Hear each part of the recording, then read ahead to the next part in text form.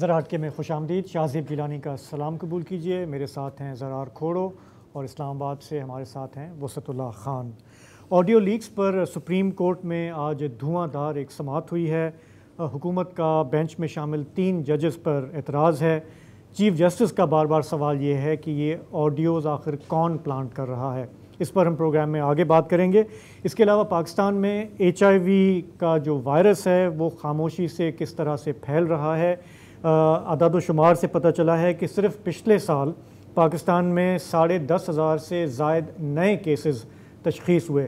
इस पर भी हम आज प्रोग्राम में तफसीली बातचीत करेंगे, लेकिन आगाज़ करते हैं मुल्क में जारी पकड़ धकड़ से। हाँ, ये भी एक और वायरस है जो शायद HIV से ज़्यादा तेज़ी से फैल रहा है। जी, तो अब जो ताज़ा वाक़या हुआ है, आए दिन वाक़यात पेश आ रहे हैं। जो ताज़ा वाक़या पेश आया है वो है कराची में पीर की शब, समझें कि रात के 1 बजे मॉडल कॉलोनी का एक इलाका है, वहाँ पर डबल कैबिन हमेशा की तरह पहुँचती है। पुलिस की वैन्स भी हैं, उसमें से मुसल्लह अफराद उतरते हैं। कुछ उनमें से कुछ वर्दी में हैं, कुछ सादा कपड़ों में हैं, कुछ नकाबपोश हैं। वो घर की घंटी बजाते हैं। वहाँ पे जो लोग सोए हुए हैं उनको उठाते हैं और कहते हैं कि ज़ुबैर कहाँ है। ज़ुबैर अंजुम जो हैं वो हैं जियो न्यूज़ के एग्जीक्यूटिव प्रोड्यूसर हैं। उन्हें वो अपने साथ पकड़ते हैं, उनका मोबाइल लेते हैं, उन्हें गाड़ी में डालते हैं। घर वाले पूछते रह जाते हैं कि भाई इसका कसूर क्या है, आपके पास कोई वारंट है, कहाँ ले जा रहे हो, कोई FIR है। किसी बात का कोई जवाब नहीं मिलता। बंदा उठा के वो चलते बनते हैं। मॉडल कॉलोनी में इस वाक़े की FIR रजिस्टर हुई है, लेकिन जो SSP हैं इलाके के, तारिक नवाज़ SSP कोरंगी के, उन्होंने कहा जी हमारे पास तो कोई इन्फॉर्मेशन नहीं है, ना ही वो हमें मतलूब थे और हम लाइल्म हैं, हम पता करते हैं कि इन्हें किसने उठाया है, क्यों उठाया है। अच्छा, ये अपनी नौइयत का पहला वाक़या नहीं है, नया वाक़या भी नहीं है। पिछले हफ्ते ही हमने देखा कि कराची में इंसानी हुकूक के सरकर्दा वकील, हाई प्रोफाइल शख्सियत जिब्रान नासिर को इसी अंदाज़ में वीगो वाले उनके घर के सामने से उठा के लेके गए, कुछ नहीं बताया। ये तो शुक्र है कि उन्हें दूसरे दिन छोड़ दिया गया। लेकिन इस तरह के वाक़यात मुसलसल होते जा रहे हैं। और देखिए, अब जो माहौल है, आपको नहीं पता कि किस चीज़ के लिए उठाया जा रहा है। क्या ये फेसबुक पोस्ट है, एक ट्विटर पोस्ट है, आपका कोई बयान है, आपकी सियासी जो आपके रुझान है उसकी वजह से। और मकसद यही है, मतलब प्लान ही यही है कि इतने आप सहम जाए, क्योंकि जब आपको नहीं पता कि किस चीज़ के लिए उठाया जा रहा है और कौन उठा रहा है, इस पर तो बात हम कर ही नहीं सकते, क्योंकि यहाँ पर तो कोई सभी डिनाई कर रहे हैं। इमरान रियाज खान की केस पर भी अभी हम बात करते हैं, उसमें भी यही है कि हमें तो पता ही नहीं है। इनफैक्ट इमरान रियाज का आपने जिक्र किया, तो वसा साहब उसके हवाले से कुछ नई चीज़ें सामने आई हैं। 11 मई से वो लापता हैं। वो लापता हैं और तशवीशनाक बात यह है कि तमाम जो एजेंसीज़ हैं उन्होंने और तमाम सूबों की पुलिस ने लाइल्मी का इजहार किया है। और मज़े की बात है, जिन्होंने उठाया सो उन्होंने उठाया, लेकिन जो सफाई पेश करने का फरीज़ा है वो पुलिस के आला हुक्काम के सुपुर्द कर दिया जाता है। और वो बेचारे चूँकि ना तो अच्छे स्क्रिप्ट राइटर हैं, ना उन्होंने रखे हुए हैं, तो बार बार अदालत में वो अपने कच्चे पने की वजह से जो हैं वो तज़हीक का निशाना भी बनते हैं। 9 मई आपको पता है, उसके बाद ये सारा सिलसिला हुआ है। 9 मई एक नया ईडियम आ गया हमारी डिक्शनरी में। जर्नलिस्ट आफ्ताब इकबाल उठाए गए एक दिन के लिए। आपके दोस्त औरिया मकबूल जान, उन्हें भी चुक लिया गया, फिर चंद घंटे बाद रिहा कर दिया गया। समी इब्राहिम को उठाया गया, लेकिन खुशकिस्मत थे 6 दिन बाद वापस आ गए। मगर इमरान रियाज का आज तक जो है वो पता नहीं है। और हर कुछ चीज़ें जो हैं वो इस्टेब्लिश हो चुकी हैं जिनको डिनाई नहीं किया जा सकता। शुरू में तो कहा गया था सानू की पता, लेकिन अब जो अदालत में लाहौर हाई कोर्ट में उनके वालिद ने दरख्वास्त फाइल कर रखी है, तो उसमें मजबूरन ज़ाहिर है कि हुकाम को कुछ तो आना पड़ता है। और जो फैक्ट्स अब तक इस्टेब्लिश हुए हैं उसके मुताबिक 11 मई को उन्हें सियालकोट एयरपोर्ट से पुलिस ने हिरासत में लिया था। वो ओमान एयर की परवाज़ से जाना चाह रहे थे। फिर उन्हें वहाँ से कैंट पुलिस स्टेशन लाया गया। फिर कुछ घंटे के बाद उन्हें डिस्ट्रिक्ट जेल सियालकोट मुंतकिल कर दिया गया। अच्छा, मज़े की बात है कि पहली दफ़ा हमें मालूम हुआ कि SHO ने अदालत के रूबरू एतराफ़ किया, जी हमारे पास कोई वारंट नहीं थे जब हमने उसे सियालकोट एयरपोर्ट के बाहर से हिरासत में लिया है और फिर एमपीओ के तहत उसको जो है जेल भेज दिया गया। फिर अचानक एक मौजज़ा होता है कि उसी रात को 11 बजे एमपीओ कैंसिल कर दिया जाता है और इमरान रियाज को कहा जाता है कि जी आप आज़ाद हैं, आप बाहर जाएं। जैसे ही वो गेट के बाहर जाते हैं तो एक काली वीगो और सफ़ेद कार, उससे 3 नकाबपोश उतरते हैं और वो आराम से बिल्कुल गेट के बाहर वो इंतज़ार कर रहे थे, वो उन्हें ले जाते हैं। अच्छा, ये हो गया। सीसीटीवी जो फुटेज है वो भी पुलिस के पास हैं, वो अदालत में पेश किए गए हैं। मज़े की बात यह है कि ये कुछ देर तक तो कई जो कैमरे हैं उनमें ये गाड़ियां नज़र आती हैं और उसके बाद अचानक गायब हो जाती हैं। पुलिस जो है वो ये कह रही है कि इनकी शनाख्त नहीं हो सकी, ये जो 3 लोग उतरे थे और जिन्होंने इमरान रियाज को बिठाया था। और ये भी इंकशाफ हुआ कि जियो फेंसिंग के बावजूद वो जो नंबर्स थे वो ट्रेस नहीं हो सके कि वो उस इलाके में उस वक्त किससे बात हो रही थी। ये भी एक मज़ेदार बात है। अच्छा, फिर ये हुआ कि इमरान के ये जो इमरान रियाज के वकील हैं मियां अली अशफाक जी, उनका ये कहना है कि हमें ये बताया गया है इनडायरेक्ट ज़राए से कि वो सीटीडी की तहवील में हैं और उन्हें गायब कराने में ज़ाहिर है कि जो सहूलतकार का मेन सहूलतकार का किरदार है वो पुलिस ने अदा किया है। और फिर ये जो था कि जो आईजी पंजाब हैं उन्होंने अदालत को बताया कि इमरान रियाज ने अच्छे बिहेवियर की यकीन दहानी कराई थी, लिहाजा हमने एमपीओ जो है वापस लेके उन्हें वापस कर दिया। उसके बाद से हमें उसका पता नहीं चल रहा है। तो मेरे लिए तशवीशनाक बात यह है कि अगर तमाम एजेंसियों ने हाथ उठा लिए हैं तो then this is very serious problem जी। और उनकी फैमिली जो है वो बहुत ज़्यादा परेशान है, उनके वालिद साहब, उनकी अहलिया। कैसे ना हो। आपको याद होगा कि एक जलसा हुआ था, कई जलसे हुए थे माजी में। उसमें एक शख्स ने एक बैनर उठाया हुआ था कि तुम कितनी बीगो लाओगे। मेरा ख्याल उस सवाल का जवाब मिल गया है। ये देखें, ये सब इन सारे वाक़यात में ये एक चीज़ मुश्तरक है ना। हाँ, तो हर एक चीज़ में हर खौफ आना चाहिए ना, नहीं होना चाहिए। मकसद ही सारा यही होता है ना कि खौफ हो कि आपको ये नहीं पता कि जो लाइन है, एक ज़माने में तो आपको थोड़ा सा पता होता था ना यार लाइन इधर है, अब वो लाइन खुद आगे पीछे हो जाती है ना। तो ज़रा अब ये है कि ये जो ताज़ा जो कराची में जो हुई है एब्डक्शन, इसके बाद हमारे सारे जो ह्यूमन राइट्स ऑर्गेनाइजेशंस हैं, कराची यूनियन ऑफ जर्नलिस्ट है, HRCP है, PFUJ के सारे धड़े हैं, सब ने मजम्मत की। आज प्रेस क्लब के बाहर काफ़ी गम व गुस्सा भी देखा गया।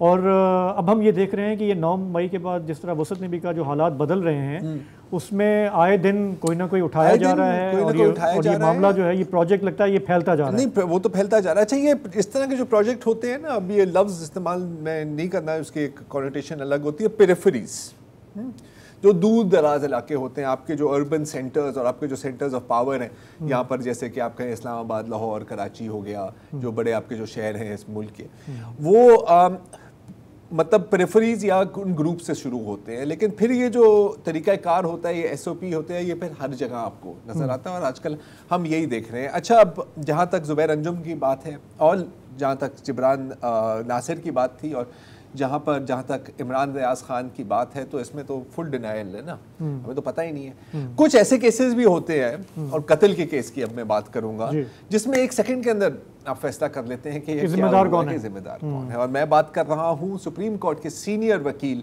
एडवोकेट अब्दुल रज़ाक शर के कत्ल की। आज उनको कत्ल किया गया। ये क्वेटा के एयरपोर्ट रोड पर दो मोटरसाइकिल्स पर लोग आए और गोलियां चलाई। 16 गोलियां लगी शर साहब को, और वो क्वेटा की जो सिविल अस्पताल है वहाँ तो उनको ले जाया गया, और लेकिन वो रास्ते में ही दम तोड़ गए। अच्छा, जो मीर अताउल्लाह लांगो हैं सीनियर वकील, उनका कहना है कि शर साहब ने अभी हाल में ही एक कोर्ट में एक पिटिशन दायर की थी कि मेरी जान को ख़तरा है और मुझे हिफाजत दी जाए, और ये कह रहे हैं कि जी ज़ाहिर है कि हमें ये नहीं कह सकते कि किस केस में उनको ख़तरा था, क्योंकि जब आप इस तरह के वकील होते हैं और सीनियर वकील होते हैं तो आप बहुत केसेस लड़ रहे होते हैं और कहीं से भी आपको ख़तरा आ जाता है। लेकिन जहाँ तक special assistant to the prime minister Attaullah Tarar साहब की बात है, तो उन्होंने तो फैसला कर लिया है कि ये पीटीआई कोई वक्त ज़ाया नहीं किया उन्होंने। कोई वक्त ज़ाया नहीं किया सर। मेरा ख्याल है कि कितने घंटों के अंदर विद इन आवर्स फैसला कर लिया है कि ये पीटीआई के चेयरमैन हैं इनके पीछे, और वो इसलिए कि शर साहब ने एक केस फाइल की थी, पिटिशन फाइल की थी कि हाँ बेसिकली केस फाइल किया कि सुलेमान के अब्बू को आर्टिकल 5 आर्टिकल 6 मतलब गद्दारी के मुकदमे में उनको चलाया जाए, और वो उस केस में वकील भी थे। तो आज ही अताउल्लाह तारड़ साहब की प्रेस कॉन्फ्रेंस होती है, आपने सुनी भी होगी, और जिसमें वो कहते हैं कि जी हम तो इनके ऊपर ही मुकदमा करेंगे, क्योंकि जाहिर है कि बड़े ही कॉन्फिडेंस से मतलब लोग आके इस तरह के सीरियस इल्जामात लगा लेते हैं अपने पॉलिटिकल अपोनेंट्स पे। लेकिन बड़ा सवाल ये है कि ये जो हमारे यहाँ जो वीगो कल्चर जो फरोग पा रहा है। हाँ अच्छा सॉरी, एक बात मैं आप पे काट रहा हूँ। ये अभी वसत कह रहे थे ना इमरान के केस में कि किसी की शनाख्त नहीं हो सकी। तो मैं आपको ये भी याद दिलाना चाह रहा हूँ कि जब असद अली तूर के घर में लोग घुसे थे और उसको बांध कर पीटा था, हालांकि उनकी तस्वीरें, उनके चेहरे सीसीटीवी पर साफ नजर आ रहे थे, उनकी भी शनाख्त नहीं हो सकी। इस बात पर और मैं आपको बता दूं कि मतीउल्लाह जान को जब उठाया गया था तो वो तो बहुत ही, उन्होंने तो नकाब भी नहीं ओढ़े हुए थे, क्लियर शक्लें थी, इत्तेफाक से उनकी भी शनाख्त नहीं हो सकी। बिल्कुल। तो और अक्सर हम देखते हैं कि सेफ सिटी में अगर होते हैं तो वो उस जगह के कैमरे कुछ टाइम के लिए ख़राब हो जाते हैं। तजुर्बा हमें ये बताता है कि जब हुकूमत या रियासत ऐसे हथकंडों पर उतर आए तो वो उसकी कमज़ोरी ज़ाहिर करती है, उससे स्ट्रेंथ ज़ाहिर नहीं होती है हुकूमत की या रियासत की। हमारे लिए ये एक लम्हा फ़िक्रिया है। हम एक छोटा सा ब्रेक लेते हैं, वापस आते हैं तो बात करेंगे कि सुप्रीम कोर्ट में क्या मामला चल रहे हैं, उस पर एक नज़र डालेंगे।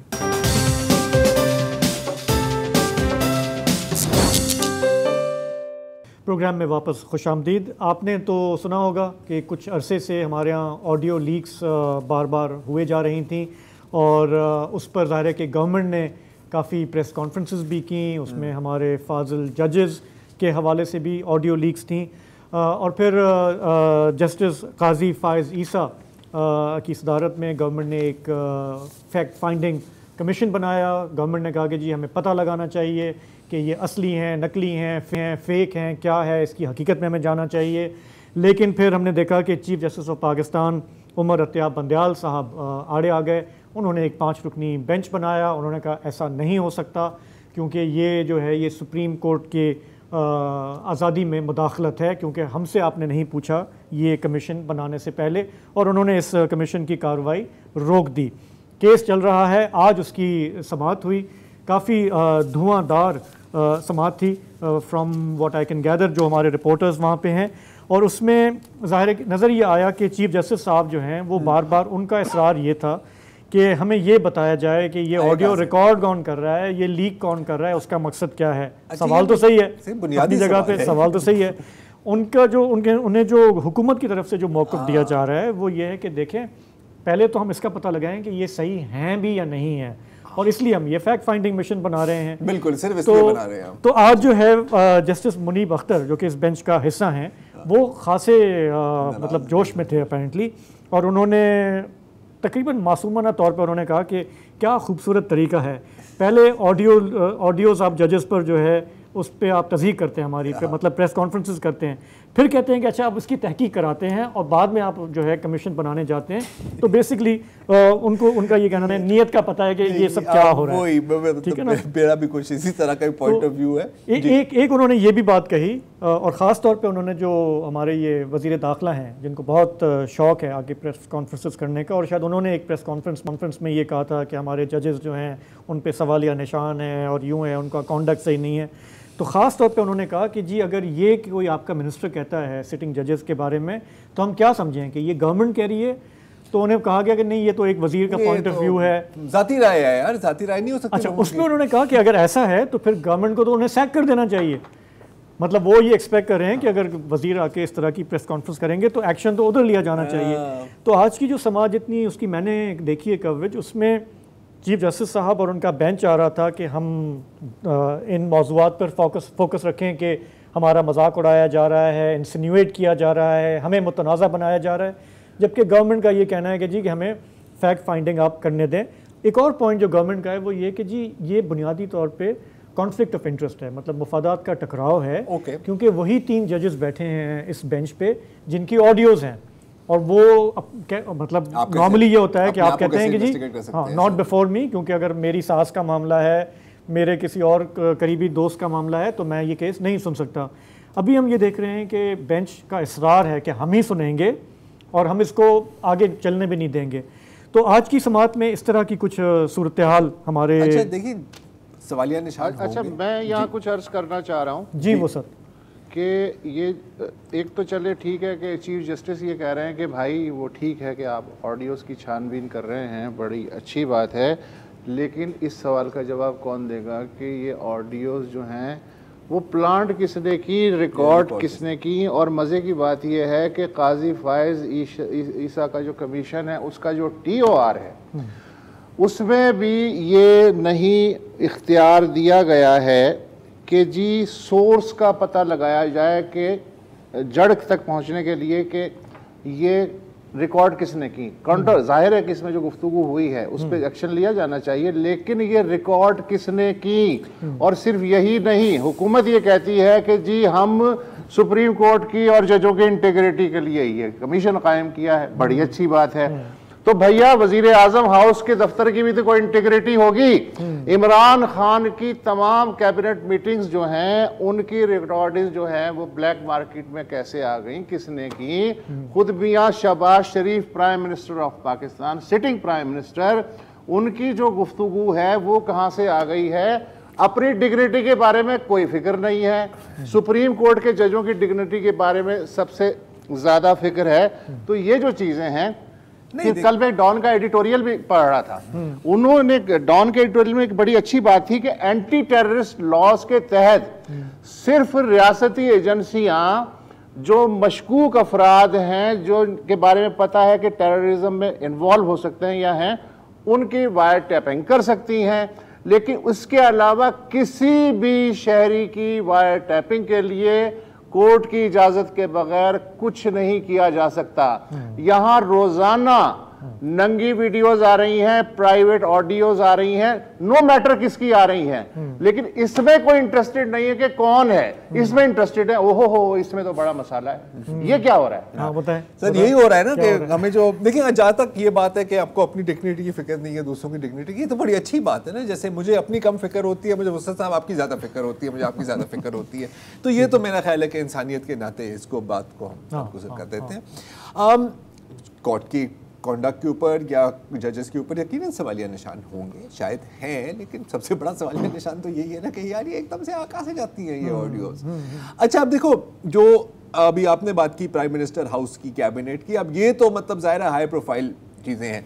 बाकी जो ऑडियो क्लिप्स हैं यार, वो इतना मुश्किल नहीं हो गया अब किसी के लिए भी रिकॉर्ड करना। जो आप रिकॉर्ड कर रहे होते हैं, बात कर रहे होते हैं, अगर किसी एक के पास भी है वो लीक करना चाहे। हालांकि इसमें मुझे नहीं लग रहा कि जो पार्टीज बात कर रही हैं उनमें से किसी का भी इंटरेस्ट है इन चीज़ों को लीक करना, तो इसको हम रूल आउट कर देते हैं। फिर वो जो उसके जो ऑडियो के जो टोटे होते हैं वो आते हैं किसी रैंडम सोशल मीडिया अकाउंट पर, वहां से वो उसकी भी बात हो जाती है। जो अकाउंट वो चला रहा है ना, हाँ, उसकी भी बात इंडिशेल कौन है, ये कहाँ से आया है, कौन है ये इंडिशेल, कभी नहीं पता लगेगा आपको शायद जब तक इंडिशेल की जरूरत खत्म ना हो गई। अब मैं किसी को भी पकड़ सकता हूँ, कह सकता हूँ ये इंडिशेल है, उसकी कुछ शनाख्ती कार्ड मैं एक बात कहूँ जरा, देखो, जब हम पॉलिटिशियंस पे इल्ज़ाम लगता है तो हम यही कहते हैं कि जी आप जाएं अदालत में अपना दिफा करें, अपने आप को क्लीन करें। अगर जजेस के हवाले से सवाल उठ रहा है तो उनके इंटरेस्ट में तो है कि वो इन्वेस्टिगेट हो, नो डाउट अबाउट दैट। अच्छा, जहाँ तक मैं देख पाया हूँ किसी ने भी ये डिनाई नहीं किया कि ये आवाज़ हमारी नहीं है। ये कहा है, जैसे चौधरी परवेज इलाही हैं, सहाफ़ी अब्दुल कयूम हैं, वकील हैं आबिद ज़ुबैरी साहब, वो कह रहे हैं कि जी हैं तो हमारी। बाज़ लोगों ने कहा है कि तरोड़ बरोड़ के पेश की गई, लेकिन अब्दुल कयूम और वो तो कह रहे हैं कि नहीं ये हमारी हैं। तो ये इतना मुश्किल है नहीं एक्चुअली, लेकिन नीयत साफ नहीं। साइड पे एक और नीयत की बात की तो एक और सवाल ये भी है कि कुछ ये भी पॉइंट रेज किया जा रहा है कि यह चीज़ें पब्लिक इंटरेस्ट में होती हैं, ठीक है। एक ये हवाला भी दिया जा रहा है कि जी बहुत ऐसी वीडियोस लोगों ने रिकॉर्ड की हैं जो फिर सबूत बनी और उस सबूत की बुनियाद पर जो मुल्ज़िमान थे उनको ये जेल में लिया, जैसे जॉर्ज फ्लॉयड का केस है, लेकिन बुनियादी फ़र्क यह है कि वहाँ वो विटनेसेस जो वहाँ पर रोड पर लोग थे, उन्होंने ये रिकॉर्ड की है। ये किसी अपने घर के अंदर से आपकी वीडियो किसी ने उठाई नहीं। मतलब ये डीप स्टेट का काम नहीं था। ज़रार अंग्रेजी नाम लेके रोब में मतलब कोई देसी नाम दो जिसे सजा मिली हो या गिरफ्त में आया हो। यार एक दो मेरे ख्याल केसेस हैं जैसे चाइल्ड अब्यूज के, जिसमें थे, अब मुझे उनके नाम एग्जैक्टली याद नहीं। ये लेकिन साहब एक रिसर्च तलब सवाल है, वो हम कर लेंगे, बाद में कर लेंगे। फिलहाल एक ब्रेक लेते हैं, वापस आते हैं तो बात करेंगे HIV वायरस के बारे में।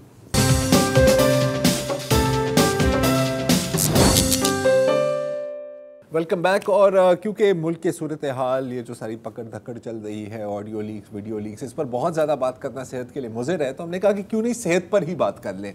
और बिलखसूस HIV, वो वायरस जिससे एड्स की बीमारी में आ सकती है, फैल सकती है। अगर हम अदाद शुमार की बात करें तो ये भी एक बड़ी मज़ेदार कहानी है, अभी आपको ये भी सुनाएंगे। तो 2020 में, यानी पिछले साल, तकरीबन 11,000 नए केसेस 2022 में तकरीबन 11,000 नए केसेस मंजर आम पर आए हैं HIV के। अच्छा, अब ये एक तरह से एक अंदाज़ा भी है, एक तरह से ये एक इन्वेस्टिगेशन भी है, क्योंकि HIV के बारे में अदाद शुमार हासिल करना ही इस मुल्क में अगर नामुमकिन नहीं है तो बहुत मुश्किल ज़रूर है। और यही बताने के लिए कि कैसे हुआ है और कैसे अदाद शुमार इनके पास आए हैं, हमारे हम ज्वाइन कर रहे हैं वकार भट्टी साहब, द न्यूज़ जंग ग्रुप के हेल्थ रिपोर्टर्स हैं। अच्छा, ये जो आपकी जो जिस तरह आपने ये फिगर्स ऑब्टेन की हैं, ये भी कोई आसान काम नहीं था आपके लिए, तो ज़रा बताएं इसके बारे में। बहुत शुक्रिया ज़रार साहब और शाज़िब भाई, आपने मुझे मौका दिया। देखिए, HIV जो है इस मुल्क में किस तरह फैल रहा है, उसके आदाद शुमार की आपने बात की। 2020 में इसके जो केसेस थे वो 5,500 केसेस नए केसेस। 2022 में मेरे मालूमात के मुताबिक, और जो मुझे ऑफिशियल डेटा मिला है, जो कि अनऑफिशियली मिला है, 10,675 इसके नए केसेस, यानी कि डबल हो गया, डबल से भी ज़्यादा। अच्छा, इसके केसेस, ये जो नए केसेस हैं और ये जो डेटा है, इसको हासिल करने के लिए यकीन करें कि मुझे कुओं में बांस डालने पड़े। नेशनल एड्स कंट्रोल प्रोग्राम इसका डेटा देने को तैयार नहीं है। सही। पाकिस्तान में UN एड्स के ऑफिशियल्स इसका डेटा देने को तैयार नहीं है। Ministry of national health services के हुकाम जो हैं इसका डेटा देने को तैयार नहीं है। प्रोविंशियल गवर्नमेंट्स के जो लोग हैं वो इसका इनकार। क्यों? क्योंकि पाकिस्तान में देखें, डिजीज़ कंट्रोल करने का सिर्फ एक फार्मूला है। अगर आप डाटा कंट्रोल कर लेंगे, आप किसी को नहीं बताएंगे कि कितना फिगर क्या है, तो आप डिजीज़ को कंट्रोल कर लेंगे। बहुत खूब। और तो एक ऐसे मुल्क में जहाँ पर डेंगू से 100 केसेस आते हों, 150 केसेस आते हों, नेगलेरिया से 3 डेथ्स होती हों, ये जो HIV है जिसके 11,000 केसेस एक साल में आ रहे हों। और मैं आपको बताऊं, जो डेथ्स की मैं आपको बात बताता हूं, पिछले साल सिर्फ सिंध में 324 बच्चे HIV से इंतकाल कर चुके हैं, जिनमें 207 लड़के थे और 117 बच्चियां थी। लेकिन क्या आपने ये खबर कहीं पढ़ी है? आपने कहीं सुनी है? मैं रिपोर्ट कर चुका हूं इसको, लेकिन जितना मेरे ऊपर प्रेशर आता है HIV को रिपोर्ट करने में, मैं आपको बता नहीं सकता। और इस प्रोग्राम के बाद तो इसमें तो कोई वीगो शिगो नहीं आएगी आपको उठाने के लिए? HIV वालों के पास तो वीगो तो नहीं, लेकिन देखें, ये जो मैं सॉरी टू से, मैं ये जो एक बहुत सीक्रेटिव प्रोग्राम है, इसके जो लोग हैं वो बहुत पावरफुल हैं, जो HIV में सालों से बैठे हुए हैं। और मतलब HIV कंट्रोल और प्रिवेंशन में जो बैठे हुए हैं, HIV कंट्रोल और प्रिवेंशन में जो पाकिस्तान और दुनिया के इदारों के जो लोग बैठे हुए हैं, उनको मैं एक्सटेंट बता दूं आपको कि वो ये कितना बड़ा प्रोग्राम है। पाकिस्तान, अभी senate standing committee on health को पिछले महीने ये बताया गया कि HIV के कंट्रोल और प्रिवेंशन के लिए पाकिस्तान को 400 मिलियन US डॉलर्स दिए गए हैं पिछले 10 सालों में।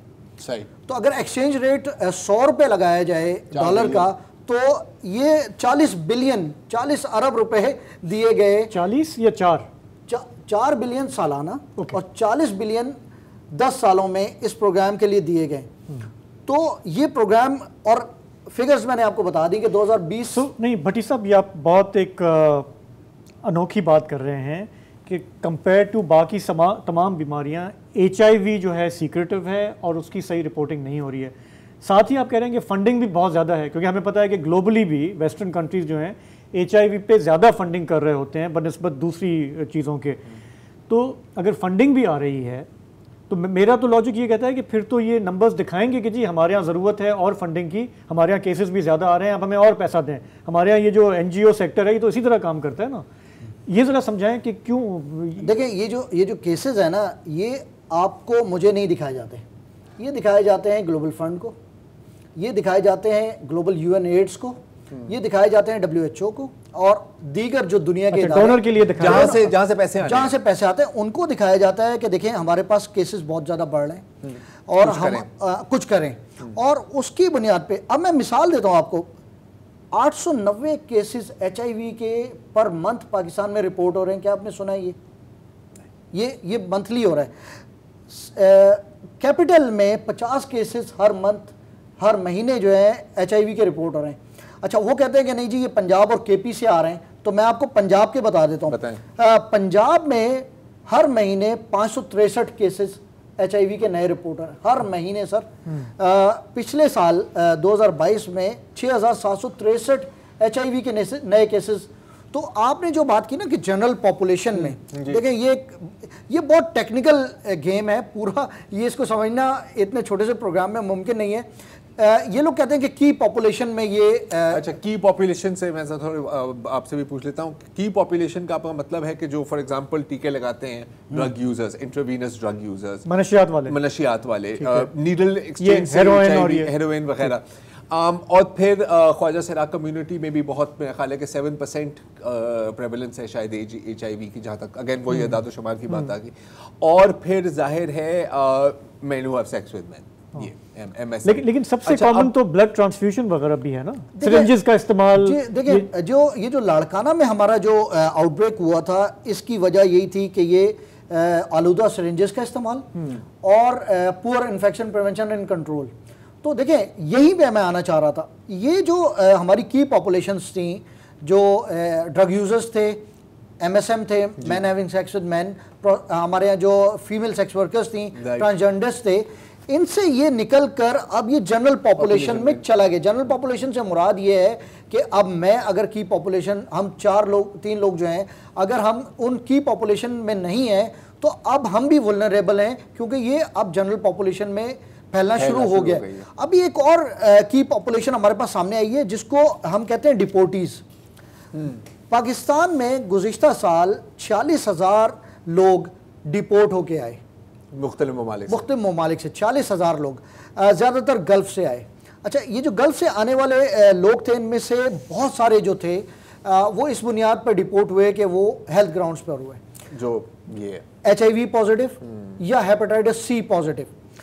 अच्छा, अगर फर्ज करें कि 10% भी इनमें से हेल्थ ग्राउंड्स पे थे, तो उनमें वो 4,600 लोग थे।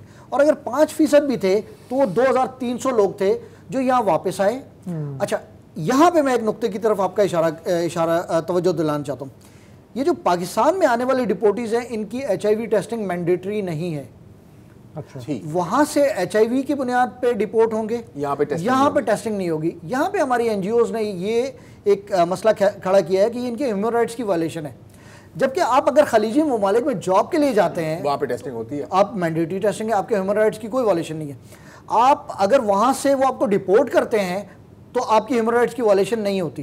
तो लेकिन कोरोना की टेस्टिंग हो सकती है, तो इसकी क्यों नहीं हो सकती? अच्छा, कॉन्फिडेंशियलिटी का मामला है, मैं भी इसका कायल हूं कि अगर मैं फर्ज करें कि टेस्ट पॉजिटिव होता हूं, तो मेरी कॉन्फिडेंशियलिटी मेंटेन करें, मेरी शनाख्त जाहिर ना करें। लेकिन टेस्टिंग, अच्छा टेस्टिंग से याद आया, ये जो 10,675 लोग पिछले साल टेस्ट पॉजिटिव हुए हैं, ये सारे वॉलंटरीली, ये मैंडेटरी नहीं है भाईजान, ये मैं आपको बता दूं। ये दोबारा जरा बताइए, ये फिगर जो आपने बताई, ये जो हम कोट कर रहे हैं, हाँ, 11,000 का फिगर, 11,000 है जिन्होंने अपनी टेस्टिंग कराई है। जो अपनी टेस्टिंग इसलिए कराई कि मैं डॉक्टर के पास गया, मुझे कोई प्रॉब्लम था, मुझे डॉक्टर ने कहा कि मेरा ख्याल है कि तुम HIV का टेस्ट करवा लो। अब ये मेरी सवाबदीद पर है कि मैं करवाता हूँ या नहीं करवाता हूँ। तो जिन लोगों ने करवा लिया तो उनमें से भट्टी साहब, इसका तो मतलब है कि इसको तो हम 10 गुना भी कर सकते हैं। मतलब बहुत बड़ी पॉपुलेशन ऐसी है जो टेस्टेड नहीं है and they are carrying the virus. देखिए एक और चीज़ है, सॉरी अभी मैं वहाँ पे बात काट रहा हूँ इसे थोड़ी वजाहत के लिए। आप HIV से नहीं मरते, ठीक है। HIV आपकी जो इम्यून सिस्टम है, कुव्वत मदाफत है, उसको जीरो कर देती है। तो फिर एक जुकाम भी आ सकता है, कुछ ऐसा ही है। देखिए HIV एक ऐसा वायरस है जो कि आपके मुदाफ़ियाती निज़ाम को ख़त्म कर देता है, इम्यूनिटी को यानी कि आपके मुदाफ़ियाती निज़ाम को ख़त्म कर, उसके बाद आपके ऊपर अपॉर्चुनिस्टिक इन्फेक्शंस जो हैं वो आप पे हमला हो जाती हैं। उसमें TB सबसे बड़ा एक मसला है। उसके बाद अगर एक मामूली मच्छर भी आपको काट ले, आप उससे मर जाएंगे। अच्छा, एक वक्फा लेते हैं, वक्फे के बाद भट्टी साहब के साथ गुफ्तगू जाएगी। Welcome back. क्या पाकिस्तान में HIV वबा के तौर पे फैल रहा है अब आम पॉपुलेशन में या नहीं, इस पे हम डिबेट कर रहे हैं। वक़ार भट्टी जो हेल्थ रिपोर्टर हैं वो हमारे साथ मौजूद हैं। वक़ार साहब, 1994 से नेशनल एड्स प्रोग्राम जो है इस मुल्क में है, प्रोवेंशल एड्स प्रोग्राम भी चल रहे हैं। उस ज़माने में फिगर सुनता था जी 40,000 लोग हैं जो HIV से मुतासिर हैं। आज 30 साल बाद मैं फिगर सुन रहा हूँ जी 56,000 लोग हैं, सिर्फ 16,000 की बढ़ोतरी हुई है। उस ज़माने में मैं सुन रहा था कि ब्लड स्क्रीनिंग जो है वो लाजमी करार दी गई है ब्लड बैंक्स के लिए, और उसके लिए जो किट्स हैं वो WHO फराहम कर रहा है। WHO की किट्स आई, वो स्पेसिफिक मकदार के लिए थी कि इतनी मकदार में स्क्रीन होंगी, उसके बाद ये नई किट्स इस्तेमाल होंगी। तो पता ये चला कि उस किट से अगर फ़र्ज़ करें 10 लीटर खून स्क्रीन होना था तो वो 100 लीटर भी स्क्रीन हुआ। जुगाड़ू कौम है हम। फिर उसके साथ ही 31 साल पहले डिस्पोजेबल सिरिंजेस के बारे में कहा गया कि लॉ आ गया है और अब किसी सूरत में जो है वो डिस्पोजेबल सिरिंजेस के बगैर ये हम ऑपरेट नहीं करेंगे, कम से कम सरकारी हॉस्पिटल। मुझे नहीं पता आजकल क्या सूरत हाल है, उनकी रीपैकेजिंग होती है, वो दोबारा आती हैं या नहीं, ये मैं आपसे पूछना चाहूँगा। और दूसरे ये बताइए कि 31 साल में मामला जूं का तू है, सरकारी सतह पे मुंजमद है या वाकई कोई ना कोई जुम्बिश हुई? जहाँ तक आपने ब्लड स्क्रीनिंग की बात की, मैं पिछले दिनों पिम्स अस्पताल में था तो वहाँ पे एक मुझे थैलेसीमिया का बच्चा मिला जो कि HIV पॉजिटिव था। हीमोफीलिया के, थैलेसीमिया के पेशेंट्स जो हैं इनकी तकरीबन 50% तादाद जो है वो HIV से और हेपेटाइटिस C से मुतासिर है, क्योंकि इनको आलूदा खून लग रहा है। ये मेरी स्टोरी थी, पिछले दिनों मैंने बहुत इन्वेस्टिगेटिव स्टोरीज़ की। क्योंकि इन बच्चों को हर महीने खून लगता है तो इन्हें टेंटेड ब्लड लगता है, क्योंकि हमारे मुल्क में माजरत के साथ ऐसे लोगों को ब्लड कंट्रोल अथॉरिटीज़ में लगाया जाता है कि जिनका कोई इंटरेस्ट नहीं होता। लियारी में, पूरे पाकिस्तान में ऐसे ब्लड बैंक्स हैं जहाँ पर आलूदा खून है, टेस्टिंग का कोई इंतज़ाम नहीं है, HIV की स्क्रीनिंग नहीं होती। वो खून जो है वो उन लोगों को ज़्यादा लगता है जिनको मंथली बेसिस पे ज़रूरत होती है, प्रेग्नेंट लेडीज़ को लगता है, ट्रॉमा सेंटर्स में लग रहा है। तो HIV की ट्रांसमिशन का और हेपेटाइटिस C की ट्रांसमिशन का एक बड़ा ज़रिया ये आलूदा खून तो है। एक बात आपने कहा कि डिस्पोजेबल सिरिंजेस, लॉ आ गया था पिछले साल नवंबर से कि तमाम सिरिंजेस जो हैं वो डिस्पोजेबल होनी है, और जो कन्वेंशनल सिरिंजेस हैं 2% के अलावा वो सारी बंद हो जाएंगी। ऐसा नहीं होगा। मैं जिस जगह पे रहता हूँ इस्लामाबाद में, वहाँ से कुछ दूर हत्तार इंडस्ट्रियल इस्टेट है, उसके अंदर ऐसी फैक्ट्रियाँ हैं जो कि अभी भी कन्वेंशनल सिरिंजेस बना रही हैं। पेशावर में पिछले महीने या उससे पिछले महीने पूरा ट्रक पकड़ा गया था इन सिरिंजेस का।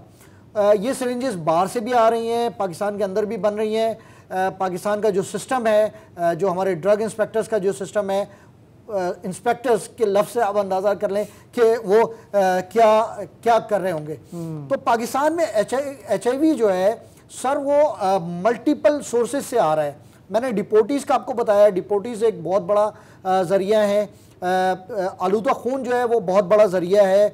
उसके अलावा MSM, अब ये पता नहीं ये लफ्ज़ आप, हम जिन्स परस्ती जो है पाकिस्तान में वन ऑफ द टॉप जो सोर्स ऑफ, अच्छा पाकिस्तानी हम जिन्स परस्त का मसला ये है कि दुनिया का हमजिन्स परस्त डिक्लेयर करता है अपने आप को, पाकिस्तानी हमजिन्स परस्त अपने आप को डिक्लेयर नहीं करता। और दूसरा प्रोटेक्शन यूज़ नहीं करता ना, ये बड़ा इशू है सर। अब प्रोटेक्शन पे भी आता हूँ। पहली बात यह है कि पाकिस्तानी हमजिन्स परस्त अपने आप को डिक्लेयर नहीं करता, वो शादी भी करता है तो उसकी एक बीवी होती है या 2 बीवियाँ होती हैं, उसके बच्चे होते हैं, और दूसरी तरफ वो हमजिन्स परस्त भी होता है। अच्छा, अब आ जाए प्रोटेक्शन पे। पहले हमें यह बताया जाता था कि अगर प्रोटेक्शन या कॉन्डम्स यूज़ किया जाए तो आप HIV से बच सकते हैं। सर, अभी एक मुसीबत आई है पाकिस्तान में, उसको कहते हैं कैम सेक्स। मेरी आपसे दरख्वास्त होगी कि इस पर हम एक अलग से आपसे बात करें। Chem sex, what is chem sex? Chemical sex, यानी कि आप क्रिस्टल मेथ के इन्फ्लुएंस में आप सेक्स करते हैं।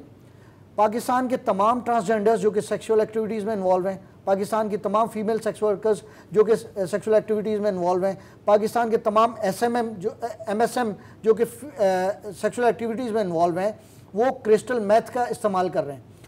क्रिस्टल मेथ क्या है? मेथएम्फेटामिन, जो कि अगर कोई बंदा इस्तेमाल करता है तो उसकी जो लिबिडो है, उसकी सेक्सुअल पावर है, वो 100 टाइम्स इंक्रीज हो जाती है। उसके बाद उसको कोई होश नहीं रहता कि क्या प्रोटेक्शन है। आगे इंसान है, जानवर है, बंदा है। मैं कराची में, लाहौर में, पेशावर में ऐसे सेक्स वर्कर्स से मिला हूँ। उन्होंने कहा कि हम 1000 से 1500 रुपये का हम क्रिस्टल मेथ यूज़ करते हैं और हम एक रात में हम 10 लोगों के साथ सेक्स करते हैं। भट्टी साहब, आपने बहुत ही मतलब हमारे लिए भी बहुत ज़्यादा मालूमात आपने प्रोवाइड की। आई एम श्योर कि हमारे सुनने वालों के लिए, पॉलिसी मेकर्स के लिए भी। मैं सिर्फ इतना ऐड करूँगा कि हमारे यहाँ काफ़ी सारे जो ट्रांसजेंडर कम्युनिटी में लोग हैं ना, काम कर रहे हैं कि प्रोटेक्शन इंकरेज करें ताकि ये ख़ुद को भी दूसरों को भी बचाएं। लेकिन इस मौजू पे हमें मेरा ख्याल दोबारा भी तफसील से बात करनी होगी। आपका बहुत बहुत शुक्रिया कि आप आए और आपने इतनी मेहनत करके ये हमें आदाद व शुमार हमसे शेयर किए हैं। प्रोग्राम में बस आज इतना ही, हमें इजाज़त दीजिए। खुदा हाफ़िज़, शब बख़ैर।